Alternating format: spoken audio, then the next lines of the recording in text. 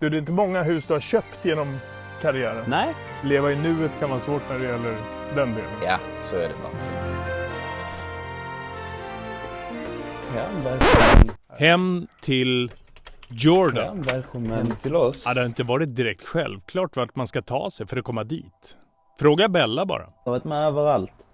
Tyskland, Ryssland, Sverige, Danmark. Va? Man blir bättre med hund. Ja, men på morgonen gillar jag att ta en espresso. Men under dagen gillar jag att köra filterkaffe. Köpenhamn och FCK. Efter 7 klubbar på 10 år har Jordan Larsson hunnit bli 27 och han har framförallt hittat hem. Okej. Rotterdam, Glasgow, Helsingborg, Stockholm, Nijmegen, Düsseldorf, Moskva. Sa jag Norrköping? Nej, jag tänkte peta in den. Ja, Köpenhamn. Välkommen hem. Tack. VTV hälsar på i Köpenhamns grönare utkanter. Vi tar hem till köket i ännu ett hyrt hus. Kikar in på träningsanläggningen, nummer 10. Ja, hela vägen in i omklädningsrummet får det komma. Där Viktor Claesson styr. Claesson måste vara med. Är det YouTube? Det är före min tid. Och vi tar det hem till parken. Där nummer 11 är en stor fansfavorit. Det blir såklart några frågor om landslagspetningar, jämförelserna med pappa, det där äventyret i Ryssland och framtiden i Allsvenskan också. Men mest av allt är det här ett möte med en 27-åring som äntligen har hittat hem. Och som nu är 2 matcher från 2 titlar. Känns det bekvämt? Nej.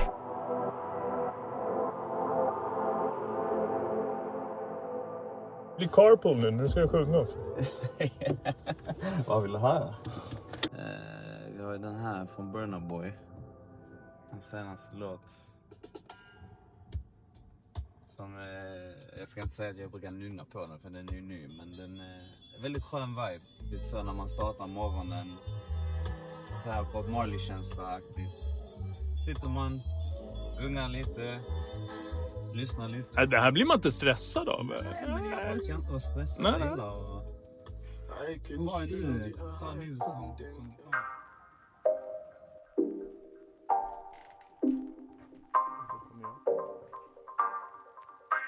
2 titlar inom räckhåll. Vad betyder det? Det betyder allt. Det är det man spelar för. Speciellt i den här klubben också. Då gäller det att alltid gå efter titlarna. Nu har vi som sagt 2 spelare om, så det är det vi går efter. Och det är det som betyder något. Men att vinna i FCK, är det bara en bock i kanten? Och att inte göra det är totalt fiasko? Ja, alltså det är ju fiasko när vi inte vinner. Så är det ju. Men det betyder ju också mycket när vi väl vinner.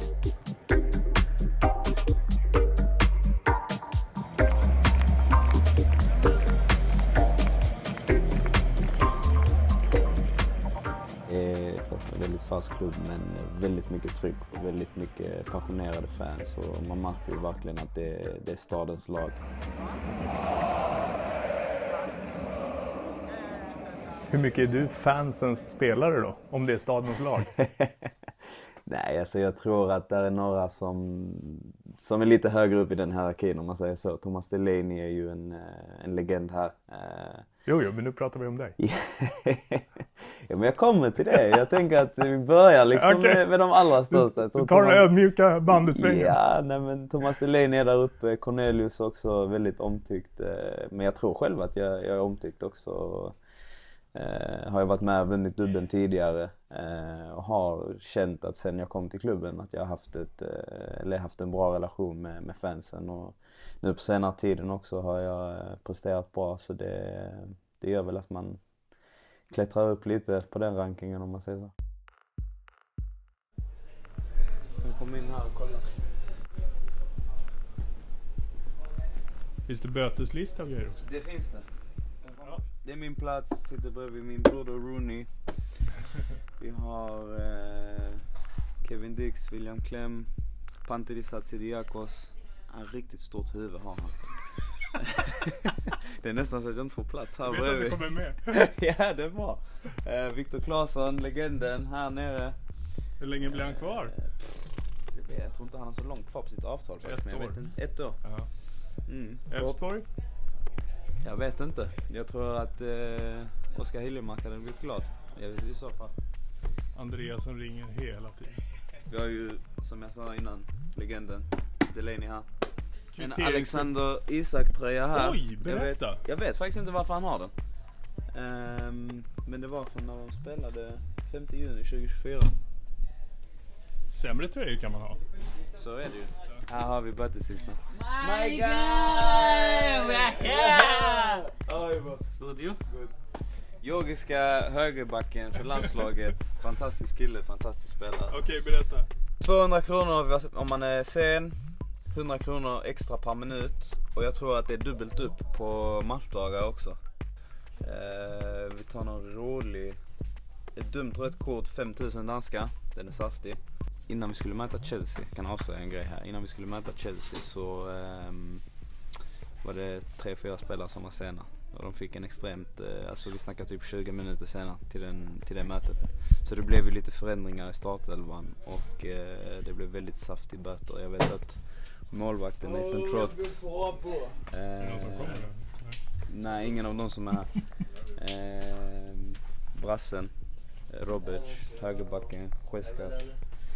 Jag tror det var någon till som jag kanske glömmer. Men det var saftiga böter. Så de är högst upp. Vad har du åkt på? Inte mycket. Jag kan vara sen någon minut här och där på träningsdagen. Men annars sköter jag mig för det mesta. Jag tror på plan att jag har hittat mitt sätt att spela oavsett om det är till höger där jag har spelat mest eller om det är som en av 2 nior. Men också utanför plan. Jag har ju 2 pojkar och min fru och vi trivs fantastiskt bra här. Sen Jason föddes så var det att vi hoppade runt väldigt mycket. Vi var i Ryssland där när kriget bröt ut och han var ju bara några månader gammal. Och sen flyttade vi till Stockholm och var där i 3 månader. Och sen flyttade vi till Tyskland och var där bara ett halvår. Och sen så kom vi då hit till Köpenhamn. Men ja, det som har gjort att man har landat är ju att man trivs väldigt bra. Vi är en fantastisk klubb och i en fantastisk stad. Och allting runt omkring utanför har fallit på plats. Det har inte varit att man behöver vara på standby för att möjligtvis ta sig någon annanstans. Utan vi vet att vi skrev på ett 4-årsavtal här och ja. Till sommaren har jag 2 år kvar och vi har liksom inte brådska härifrån. Jag strävar alltid efter att bli bättre och nå så höga nivåer som möjligt. Men jag är också väldigt nöjd med den nivån jag är på. Accepterat att det är gott nog? Ja, nej, men lite så. Jag tror när man var yngre var det väldigt mycket att man hela tiden ville ta nästa steg. Och man försökte planera lite mer. Jag tänkte att men så tar man det steget till Holland till exempel och sen tar man där och så går man dit. Men livet, alltså fotbollslivet och fotbollskarriären funkar ju liksom inte så. Och jag tror att jag har lärt mig att vara väldigt mycket i nuet. Och jag tror att det gör också att man har större chans att utvecklas och ta sig fram. 27 och mogen hör jag.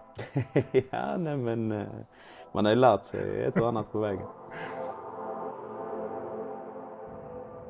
Böteslistan. Men Jordan håller sig rätt bra. Ja, som du säger, jag sa ju det till dig. Vi har en del sydamerikaner som har det jobbigare.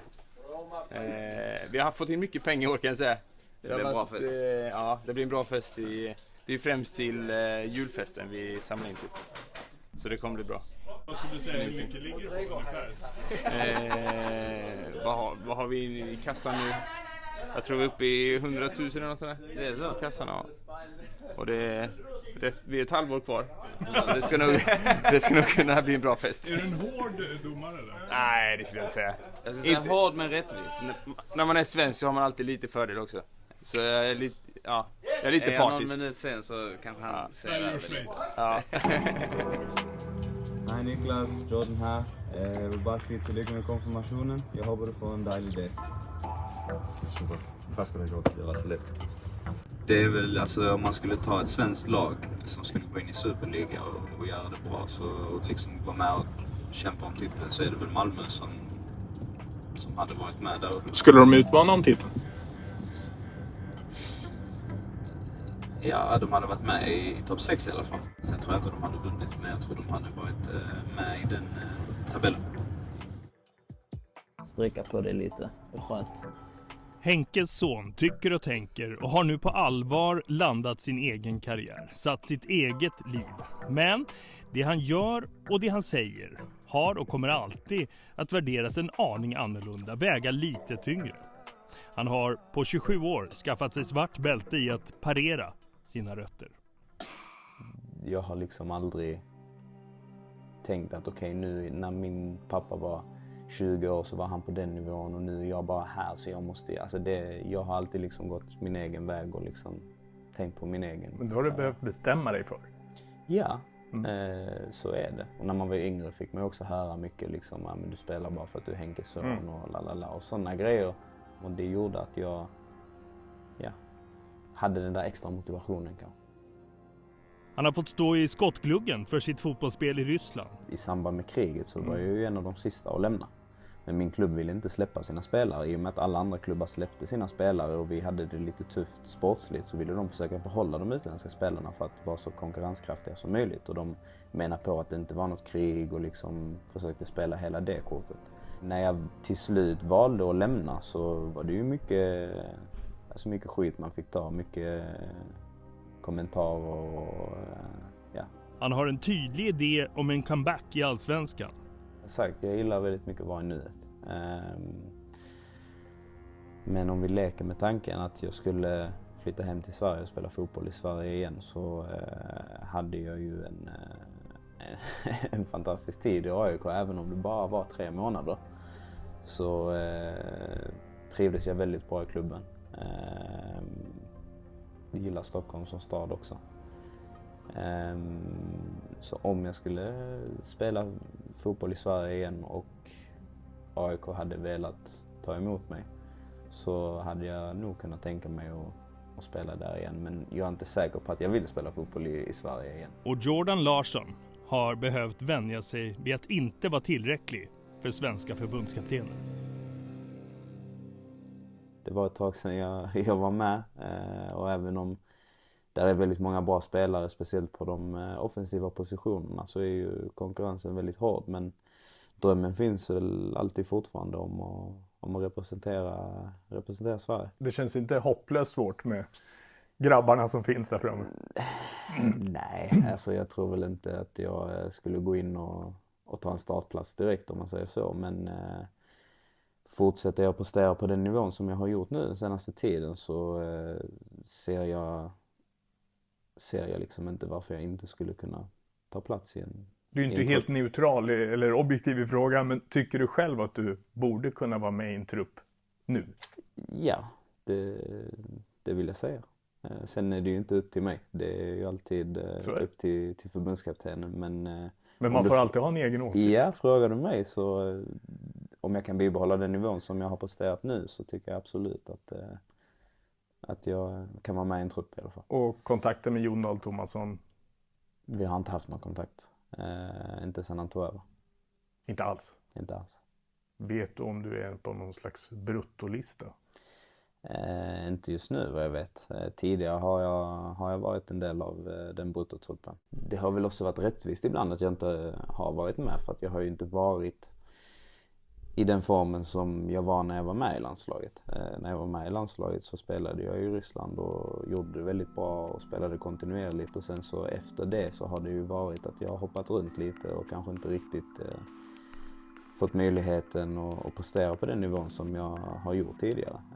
Men nu är jag på en bra nivå och en bra plats och för tillfället presterar jag så förhoppningsvis om jag fortsätter göra det så ser de det. En hälsning på danska kanske? Nej, det tar vi ifall jag blir uttagen.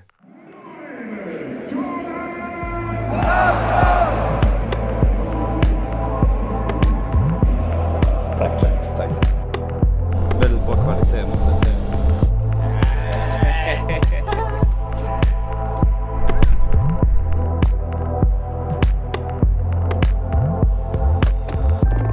Lägga sig vid dina fötter liksom, bara ligga och gosa.